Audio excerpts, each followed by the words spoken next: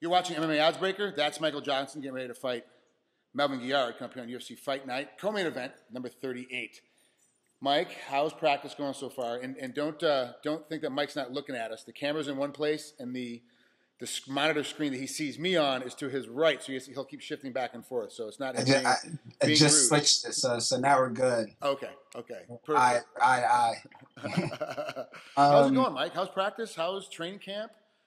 Good. It was a short training camp, but everything's going good. Practice is going good. I'm exactly where I need to be. Considering it was a short training camp, but I was always in shape. I just got done fighting, so I never really lost anything, and we just needed to touch base on a few things and get my cardio back to where it needs to be, and I'm ready to fight in a few weeks. Well, let's talk about Melvin. He's been up and down in his last couple of fights. His style, everyone's got their own little style, their own little way of going about stuff. When he's on, he seems to be very on. When he's off, he seems to be completely off. Obviously, he has a problem with submissions. That's the way he normally loses. Extremely strong on his feet, extremely fast and explosive. But so are you. So it's like almost like you're fighting a mirror blonde image of yourself. So how do you see this fight breaking down, and how do you and your coaches actually break this down? And I'm more interested really in finding out what is Kenny Monday actually saying about this fight. How does he see this from a coaching standpoint? We've kind of broke this down where, we know Melvin. We're used to his style. He was a teammate of ours. So we've watched plenty of fights, and we know exactly how Melvin fights, what he's good at, what he's not good at. And, as far as Kenny Monday, we're not really too worried about Melvin's wrestling, even though he has wrestling, but he never uses it. Melvin's a let's stand up and fight kind of guy, which is the same as me, so it feels good to go in here and know that it's going to be a stand-up fight. And back in my mind, I know if I need to take Melvin down, then I can take him down and, work my submissions. Me and George Santiago has been working tremendously on jiu-jitsu moves and, just the basics. And I'm really starting to pick up my level, and we're just rolling with every black belt that we got in the gym. And I find myself getting better every day. So it's going to feel good. Melvin's strong. He's explosive. And we just got to watch out for that right hand. And other than that, just use my movement and quick hands with him, and we'll see how it goes. Now, what's the effect of the gym when you have there's several superstars that train at Black Zillions. And when one of the guys' stars is getting ready for a fight, that's a couple weeks before yours. Then he gets hurt, and now it kind of changed the attitude of his training camp. Obviously, is over because of his injury, what have you. Did that change how things were being worked for you as well? Because I do know that you guys all train together at the same time. You all kind of, even though you're different weight classes, you still have to work out with a lot of the guys that have other camps. And obviously some of the guys are far too big for you. But does it change when guys get hurt or someone gets put out a couple weeks before your fight with an injury? It doesn't necessarily change it as much. Right when it happened, it's a huge letdown. The mood in the gym changes that day, and it happened right next to me. We were training, and I could hear it happen, and it just after that, the mood of the day is gone. Nobody really wants to work out. Everybody's worried about the guy that just got hurt, and you just got to kind of focus in on that because he seemed to be okay when it happened, but then further on down the line, we found out it got more serious than what it was.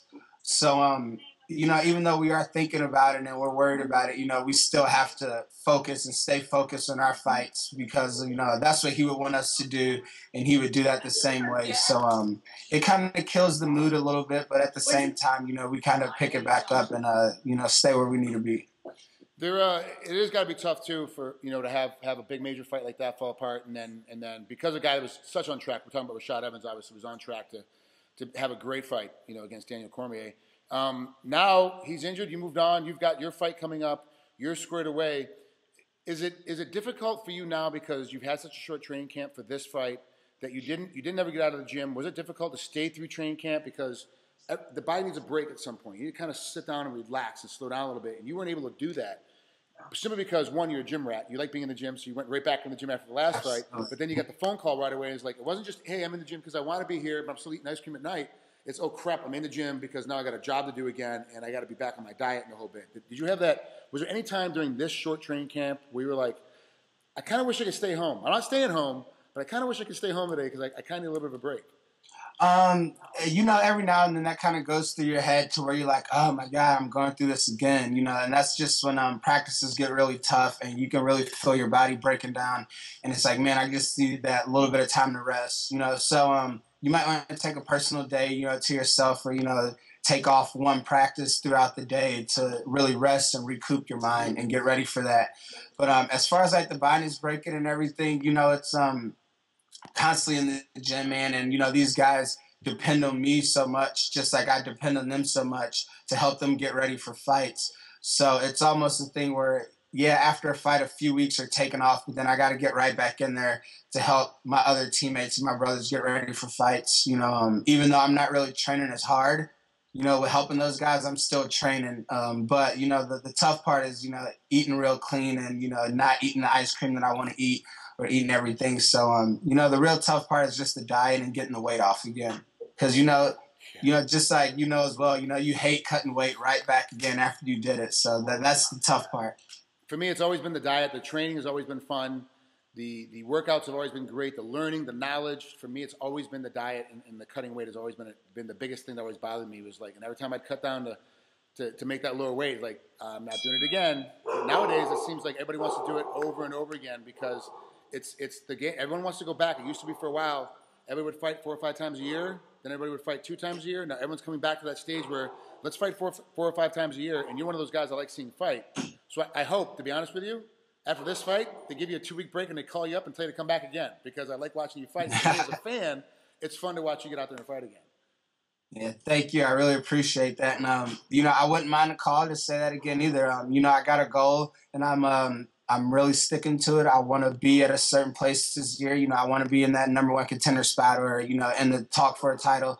And, you can't do that just sitting around, just training and not getting fights. You got to get back in the gym and you got to fight the right guys. And, so I can't, accomplish my goal by not fighting, like that's what I need to fight.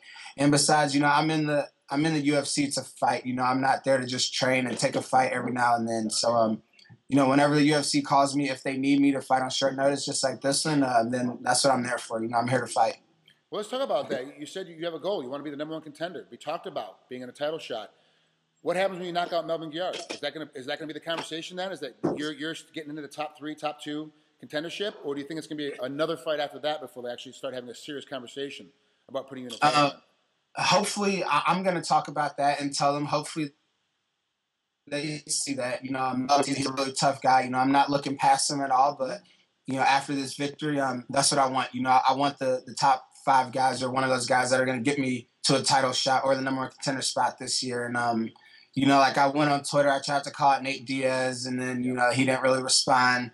So I went to Habib. He didn't really respond. He didn't think I was to his level per se. But and then they called me up for Melvin, and I just said, okay, well I'll fight Melvin, and then we'll see where it goes from there. Once I beat him, then they have to give me somebody tough.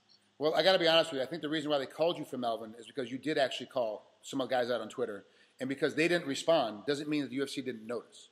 And that's what happened. It's like, hey, he's calling people out. He wants to fight. Let's give him a fight. So you have done what I had tried to do from the very beginning when I first started fighting. Now it's been 16 years ago. But you got to call people out to get fights. You got to talk trash to get fights. And it kind of sucks because it's not your style. It's not your demeanor. That's not what you like to do. You don't want to talk trash about your opponent. But that's how you get fights. And I really firmly believe that you got yourself into this fight with Melvin because you did call out 2 other people that didn't want to respond. And the UFC just said, hey, let's give Mike a shot. Let's give Melvin and see what happens. And so kudos to you for doing it the right way and doing it the way that the fans appreciate the fighters doing now because it's a game that has to be played. You have to be a total entertainer. Yeah, of course. With that being said, total entertainment is also your sponsors and your wear out and the stuff that you wear out. It's like you're wearing a Jocko shirt and a Jocko hat right now. You're Black Zillions at the Jocko Training Center. The UFC, it's been rumored they're going to come out with uniforms that the fighters are going to have to wear, which is going to take away some of your swagger. It's going to take away some of your walkouts, some of your entertainment value because of who you have on you. And in this case, with the UFC controlling it, the UFC not. It's just a rumor at this point. It's not 100%. Do you have a personal feeling on if the UFC has uniforms or not? Do you care one way or the other if the UFC has uniforms or not? Of course, I'm going to have my personal feeling. I like to, wear my sponsors. I like to where, you know, Jocko, I like to be in their shorts, you know, all the time because, you know, it's, you know, like that's, you know, our brand down here, you know, is Jocko. And, you know, I'm really supportive and they're really supportive of me. So I don't want to stray away from somebody that's been with me in the beginning throughout my career and helped me and supported me and was there. I don't want to not wear their brand just because the UFC has new uniforms or they want to bring out new uniforms. Now, that being said, you know, hopefully, you know, our brand is big enough in MMA where they say, hey, everybody has to wear Jocko shorts. You know, that'd be great. That'd be awesome. You know, we would love that. You know, absolutely. But you know, I'm kind of, you know, back and forth on it. You know, yeah, it helps some guys that have trouble getting sponsorships. You know, maybe they can, you know, get better sponsorships that way. But as far as the uniforms, I'm not completely against it. But at the same time, we should have a little bit of say so in what we want to wear and you know, how we're comfortable in there fighting and whatever. So I kind of get the point. Felice Harry came out and said, "She's look, I'm very against the uniforms because she does a job where she makes something to wear in for the weigh-ins. She makes something to wear out to the fight. Like she makes different uniforms and different things to wear with her sponsors and without her sponsors. Like that's part of her entertainment value is that piece. But I also understand the UFC's point. Fighting is becoming to the point where it's almost like the NFL. You don't get to wear sponsorship things on your uniform in the NFL or NBA or NHL. You wear the team, whatever team you're on. That's what you wear. Mm-hmm. So I kind of get what they're saying. I understand both sides of it. From a fan standpoint, it doesn't bother me one way or the other. You guys are in uniforms or not. Because all I want to do is see fists, elbows, knees, and feet fly. I don't care if to be quite honest, you guys honestly come out there in white shorts and black shorts with nothing on them at all and fight, and I don't care. Like I just want to see. I don't care about the sponsors. I care about the fight. I'm interested from a fighting standpoint, what's it going to do to you guys from a dollar standpoint. But I think Jocko's in a strong enough position, MMA-wise, that hell, I got half my stuff is Jocko. Like it's either Jocko or Tap Out. That's pretty much what I wear because that's what's comfortable for me and that's what I like. So it's for me, you know, it's an interesting fast to see what they're going to do with it. So yeah, I'm interested to see what they're going to do. You know, hopefully, you know, they do, you know, take that into consideration to where, you know, we still have a little bit of freedom of, you know, what kind of shorts we want to wear and everything, and where I can still have, you know, my Jocko brand as my fight shorts. You know, I would really appreciate it. That's what I'm comfortable in, and I'm not saying it helps me fight better or it helps me fight any worse, but you know, comfort is key in the cage. You know, and a comfortable fighter is a good fighter. He's an entertaining fighter, and that's what people want to see. Nobody wants to see somebody that's uncomfortable and, you know, in something that they really don't want to wear. You know, because it is an attitude aspect. You know, if somebody's a little mad or disappointed about their uniform or it's not comfortable, then they're not going to perform to their best ability. And, you know, that's what it comes down to. So if they want these guys, if they want us to go out there and perform at our best abilities, then I think they need to help us be a little bit more comfortable in this uniform change. Right. Well, ladies and gentlemen, that's Michael Johnson. We've kept him on here long enough. He's fighting Melvin Guillard, UFC Fight Night number 38, coming up on March 8th in London, England. Mike, thanks for coming on, buddy. We'll talk to you after. All right. Thank you, man. Appreciate it.